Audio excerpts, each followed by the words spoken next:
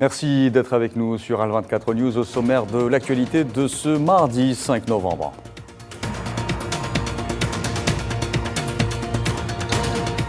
Jour de vote aux États-Unis, les Américains et le monde entier sont tenus en haleine avant de connaître les résultats de l'une des élections les plus serrées de l'histoire opposant le républicain Donald Trump à la démocrate Kamala Harris.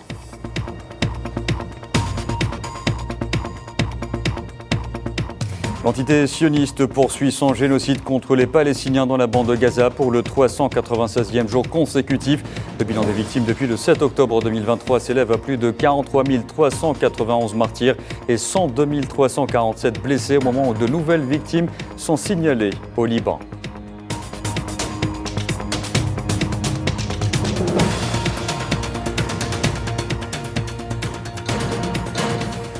Dans l'actualité également, le président algérien Abdelmadjid Tebboune reçoit à Alger une délégation conjointe de l'Assemblée parlementaire de l'OTAN.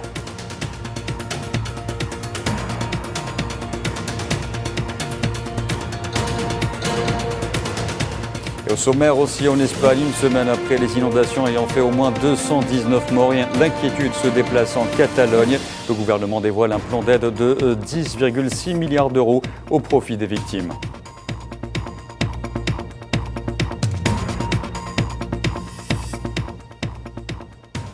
Bonsoir à tous et on entame ce journal par notre dossier consacré aux élections américaines.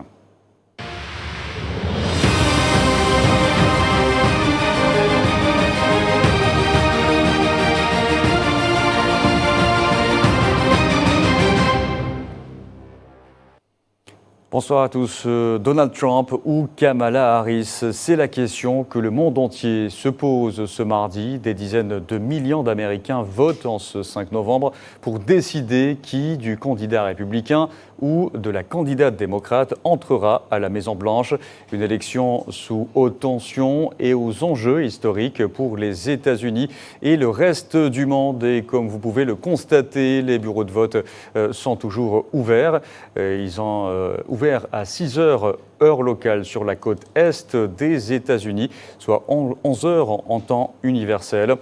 Des millions de personnes vont ajouter ainsi leur voix aux 82 millions de bulletins déjà déposés de manière anticipée ou envoyés par voie postale pour l'ex-président républicain âgé de 78 ans ou la vice-présidente démocrate âgée de 60 ans. Et comme vous pouvez le constater, lors de ces images transmises en direct, le scrutin se poursuit, notamment dans le Michigan, à Washington, la capitale, dans le Tennessee ou encore en Pennsylvanie. Vous pouvez donc constater le déroulement en direct de ce scrutin. Et à Washington, les bureaux de vote ont ouvert officiellement dès 7 heures du matin, marquant le début d'une journée décisive pour les électeurs. La participation s'annonce déjà importante avec des affluences observées dès les premières heures. Les autorités locales ont déployé des dispositifs de sécurité renforcés.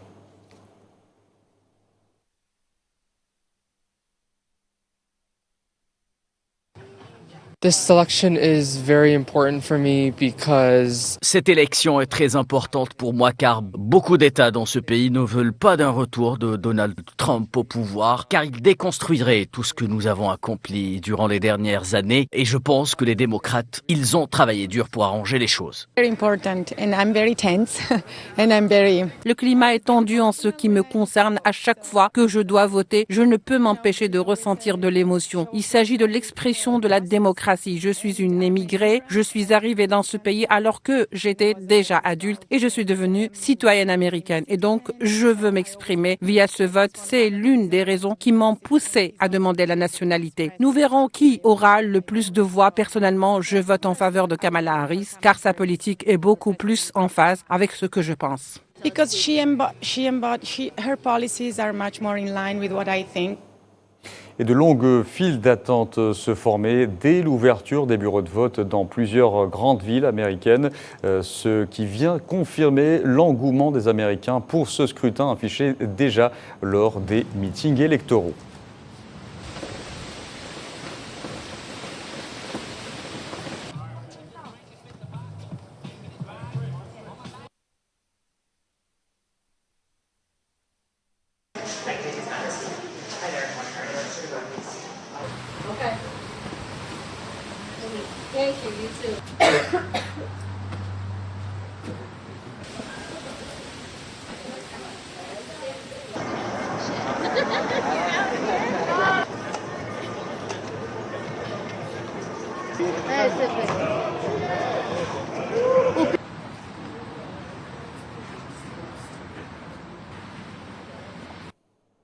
Et direction sans plus tarder Washington DC pour retrouver l'envoyé spécial d'Al24 News, Lamia Aïchouch. Bonsoir. Alors, vous avez suivi l'opération de vote dans quelques bureaux de Washington. Comment se déroule ce scrutin dans la capitale des États-Unis ? Alors nous sommes ici présents à Washington DC où les bureaux de vote sont maintenant ouverts depuis un peu plus de 6 heures. Avant toute chose, il faudrait peut-être indiquer que nous avons été surpris de voir se former de longues files d'attente dès les premières heures qui ont suivi l'ouverture des bureaux ici à Washington, ce qui peut-être reflète l'importance cruciale qu'apportent les électeurs américains à ces élections, notamment par rapport à celles de 2020. Ce matin, l'agence Associated Press a rapporté que les électeurs sont venus en masse au bureau de vote pendant les 2 premières heures du scrutin. Maintenant, quant au déroulement de ces élections, nous constatons que tout se passe dans un environnement plutôt serein, surtout en contraste des tensions qui sont assez palpables, qui entourent ces élections dès le début de cette campagne présidentielle ici aux États-Unis. Nous avons parlé à plusieurs électeurs ici présents à Washington qui nous ont confié qu'ils sont impatients de voir l'issue de leur vote aujourd'hui, à la fin de cette journée de vote. Bien sûr, les résultats sont très très serrés en ce moment, si l'on croit les derniers sondages d'opinion. Et voilà ce que l'on retient pour l'instant. Merci Lamia Aïchouch. Vous êtes l'envoyé spécial d'Al24 News à Washington. Et dans cette élection, décrite comme l'une des plus serrées de l'histoire, la moindre voix compte. C'est l'avertissement lancé par Kamala Harris hier pendant son dernier grand rassemblement de campagne à quelques heures de l'ouverture des bureaux de vote aux États-Unis. Cependant, la course n'est pas encore terminée et nous devons finir en force. Ceci pourrait être l'une des élections les plus serrées de l'histoire. La moindre voix compte. Pour sa part, Donald Trump a promis hier de mener l'Amérique et le monde vers de nouveaux sommets lors de son tout dernier rassemblement de campagne.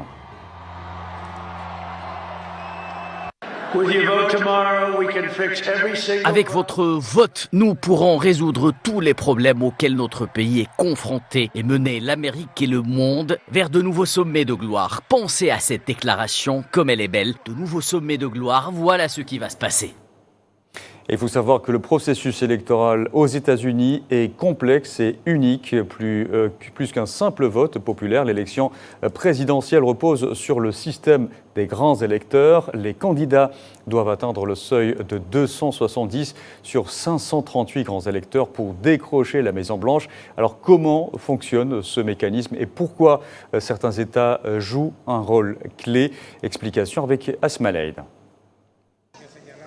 Les Américains élisent un nouveau président. Ils doivent départager les candidats républicains et démocrates, autrement dit, choisir entre Kamala Harris et Donald Trump. Aux États-Unis, le président est élu au suffrage universel indirect et c'est à un collège de grands électeurs que revient la mission de choisir soit l'un ou l'autre pour succéder à Joe Biden. Les citoyens américains se rendent aux urnes pour voter. Ce n'est pourtant pas à eux qu'il reviendra de faire le choix final. Le vote populaire a donc pour but de désigner les grands électeurs qui seront, quant à eux, chargés de désigner le nouveau chef d'État. De personnes anonymes à membres du collège électoral national. Le collège électoral, le faiseur des présidents aux États-Unis, est composé de 538 grands électeurs et répartis sur les 50 États fédérés. Ceux-ci sont directement nommés par les partis démocrates et républicains lors des conventions nationales organisées l'été précédent, l'élection en juillet pour les républicains et en août pour les démocrates. Les sénateurs et représentants au Congrès congrès ne peuvent pas être nommés grands électeurs. Tous les États ne possèdent pas le même nombre de grands électeurs. Ce chiffre varie en fonction de la concentration de population sur les différents territoires et donc de leurs représentants aux différentes chambres constituant le Congrès. Chaque État possède 2 sénateurs et un nombre de députés proportionnel à la population. Autrement dit, plus le nombre de la population est important, plus le nombre de grands électeurs sera considérable. En Californie, par exemple, il existe 54 grands électeurs pour 39 millions d'habitants. À l'inverse, dans le Wyoming, on dénombre seulement 3 grands électeurs pour un peu plus de 586 000 habitants. Comment se déroule le vote? L'élection du nouveau président américain s'effectue alors en 2 phases. Il y a d'abord le vote populaire. Ce mardi 5 novembre, les citoyens sont appelés à choisir entre Harris et Trump, le candidat qu'ils souhaitent voir accéder à la Maison-Blanche. Le vote des grands électeurs vient en 2e étape. Le candidat à la présidentielle le plus représenté dans un État remporte l'intégralité des grands électeurs. Selon le principe nommé le gagnant emporte tout. Cette règle est la même pour tous les États, exception faite du Maine et du Nebraska, 2 territoires dans lesquels les grands électeurs sont répartis dans un camp plutôt que dans un autre, et ce par la proportionnelle. Le 17 décembre prochain, les grands électeurs de chaque État voteront soit pour Kamala Harris, soit pour Donald Trump. Le candidat qui remportera l'élection sera celui qui obtiendra le vote d'un minimum de 270 grands électeurs sur les 538 au total. Il n'existe aucune obligation aux grands électeurs de voter pour leur parti. Autrement dit, un grand électeur peut voter pour un autre parti que le sien. Un candidat peut ainsi être élu sans obtenir la majorité du vote populaire. En témoigne le dernier exemple en date, l'élection de Donald Trump en novembre 2016, ce qui caractérise le vote américain qualifié d'unique dans son genre dans le monde. Le dépouillement des votes aura lieu début janvier 2025 à Washington lors d'une séance du Congrès et juste avant la cérémonie d'investiture fixée chaque année le 20 janvier. En cas d'égalité parfaite, ce sera à la Chambre des représentants de trancher, une configuration qui n'a eu lieu que 2 fois dans l'histoire, en 1800 et en 1824. Un député, une voix. L'Amérique retient son souffle. Jamais une élection présidentielle américaine n'a connu une telle agitation. Et cette journée de mardi conclut une course stupéfiante marquée par l'entrée en lice abrupte de la vice-présidente en juillet, remplacement du président vieillissant Joe Biden, et par 2 tentatives d'assassinat contre l'ancien président républicain, 4 fois inculpé au pénal. Retour sur les étapes clés d'une campagne électorale hors norme avec Safouane Ben Sabri. C'est le jour J, la campagne présidentielle américaine touche à sa fin, un marathon politique qualifié de feuilleton par certains, tant il y a eu des rebondissements et des séquences politiques hors du commun. Retour sur les événements les plus marquants de ce rendez-vous électoral à dimension internationale. Le 27 juin 2024, un débat télévisé retransmis en direct oppose Donald Trump au désormais ex-candidat Joe Biden. Durant des mois, le milliardaire républicain n'a cessé d'attaquer son adversaire sur son état de santé et remis en cause ses capacités intellectuelles. Le débat est l'occasion pour Biden de démentir ses accusations. C'est l'inverse qui se produit. Bégaiement en phrases incomplètes, le regard vide. Dealing with everything we have to do with, Un débat qui coûtera cher au candidat démocrate.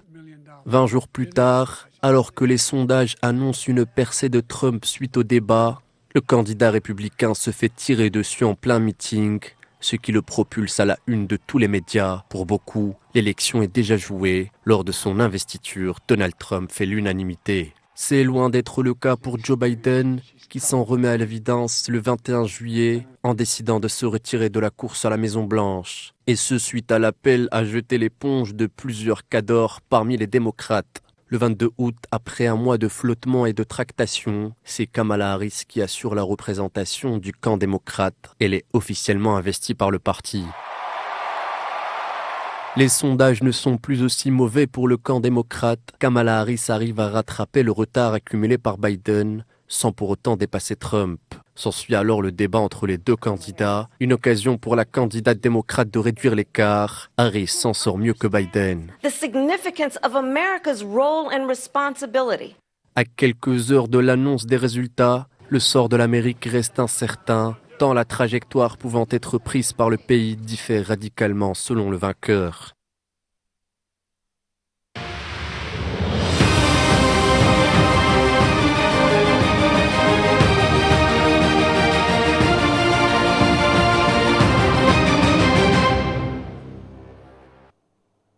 Dans l'actualité également, je vous le disais en titre, l'agression. L'entité sioniste poursuit son agression génocidaire contre la bande de Gaza pour le 396e jour consécutif. Le bilan des victimes depuis le 7 octobre 2023 s'élève à 43 391 martyrs et 102 347 blessés. Or, depuis l'annonce de ce bilan provisoire par les autorités palestiniennes de la santé, les forces sionistes ont commis de nouveaux massacres faisant grimper le nombre de victimes. D'ailleurs, les forces de l'occupation sioniste ont poursuivi ce mardi leurs bombardements visant les hôpitaux et les camps de déplacés à travers toute l'enclave palestinienne, faisant au moins 61 martyrs et des dizaines de blessés.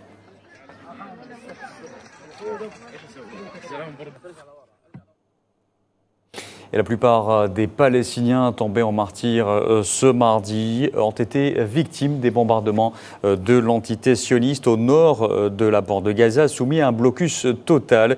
Depuis le 6 octobre dernier, au moins 46 Palestiniens sont tombés en martyrs, dont 13 enfants et des dizaines ont été blessés ce mardi à Beit Lahia.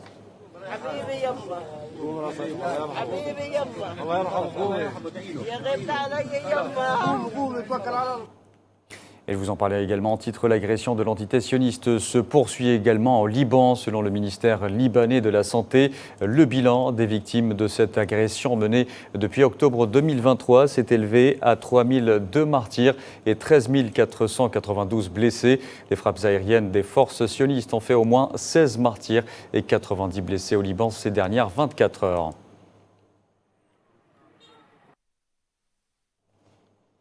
Et ce mardi, au moins 6 Libanais sont tombés en martyrs, notamment dans plusieurs régions du Liban, dont la banlieue sud de Beyrouth. Ainsi, 3 Libanais sont tombés en martyrs à Hourtala, 2 martyrs et 3 blessés à Talia et 1 martyr et au moins 20 blessés à Djiyeh.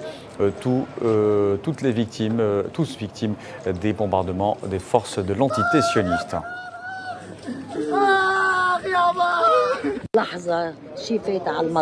J'entrais dans ma cuisine quand j'ai soudain entendu une frappe. Je me suis dit qu'il devait s'agir d'une attaque israélienne. Je me suis précipitée hors de la maison, mais je ne voyais rien. Tout était noir et je n'avais aucune idée de ce qui se passait. Ensuite, j'ai réalisé qu'il s'agissait de la maison de mon neveu. Des gens m'y ont emmené et je ne savais pas ce qui s'était réellement passé. Je leur ai demandé de me rassurer et très vite tout le monde s'est rassemblé ici. Allez, restez avec nous à suivre l'actualité en Afrique.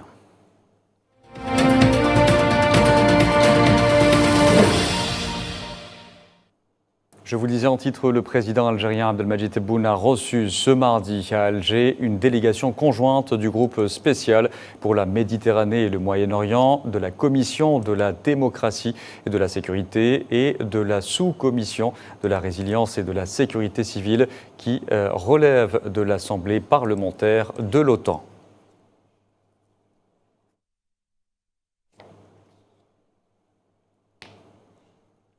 Et cette même délégation conjointe de l'Assemblée parlementaire de l'OTAN a été également reçue à Alger par le ministre algérien des Affaires étrangères, Ahmed Attaf. Les deux parties ont évoqué à cette occasion les moyens de renforcer le dialogue et la coopération entre l'Algérie et l'OTAN, notamment s'agissant de relever les défis communs dans le bassin de la Méditerranée. Les deux parties ont également procédé à un échange de vues et d'analyses quant aux dossiers d'actualité au double plan régional et international, notamment la situation au Moyen-Orient, le conflit en Ukraine et les développements dans la région sahalo-saharienne, ainsi que la question du Sahara occidental.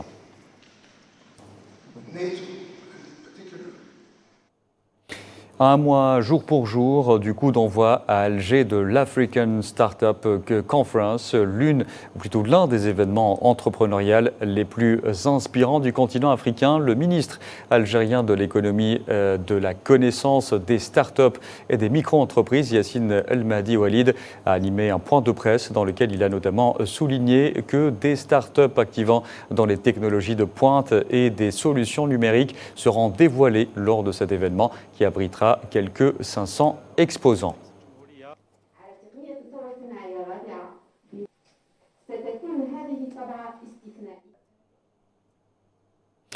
Allez, parlons à présent de la 4e édition du Forum de la jeunesse africaine qui a pris fin hier soir à Oran et ayant abouti à une déclaration finale appelant les États membres de l'Union africaine à s'impliquer dans les actions initiées par la Commission de l'Union africaine pour faire face aux défis auxquels est confronté le continent. L'éducation et le développement des compétences de la jeunesse africaine font partie des priorités auxquelles les gouvernements africains doivent désormais accorder un intérêt particulier.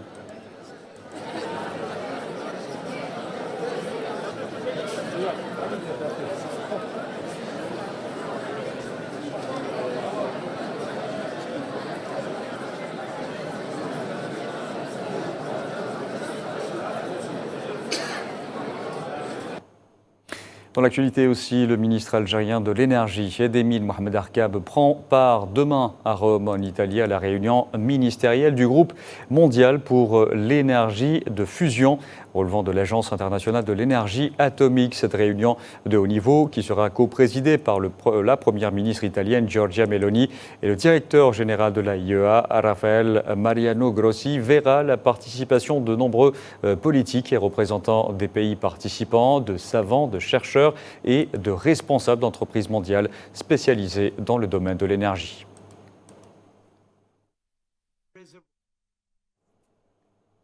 Et je vous en parlais en titre en Espagne, et une semaine après les inondations qui ont fait au moins 219 morts, l'inquiétude s'est déplacée en Catalogne. Des pluies torrentielles ont entraîné des annulations ou de très importants retards, notamment pour une 50aine de vols de l'aéroport. La ville de Barcelone est notamment touchée. Il pleuvait déjà à l'aube, mais au fur et à mesure que la matinée avançait, la pluie a commencé à s'intensifier de plus en plus. Nous allions déposer ma femme au travail et en une demi-heure environ, tout était inondé. La pluie a commencé à tomber de plus en plus, de plus en plus. La terraza arriba s'ha inundado, parking inundado, en cosa menos de una hora. Le gouvernement espagnol a dévoilé ce mardi un plan d'aide de 10,6 milliards d'euros pour les dizaines de milliers d'habitants et entreprises sinistrées du sud-est du pays après ces dramatiques inondations.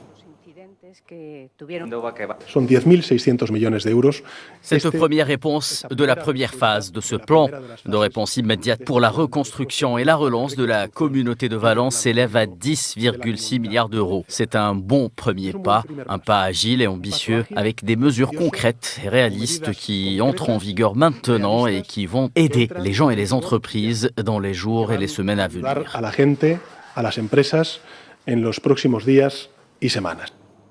Voilà, et on arrive à la fin de ce journal. Merci à vous de l'avoir suivi. Vous pouvez revoir ce programme sur le site d'Al24 News ou à travers nos différentes plateformes en scannant le QR code qui s'affiche en bas de votre écran. Excellente soirée à tous.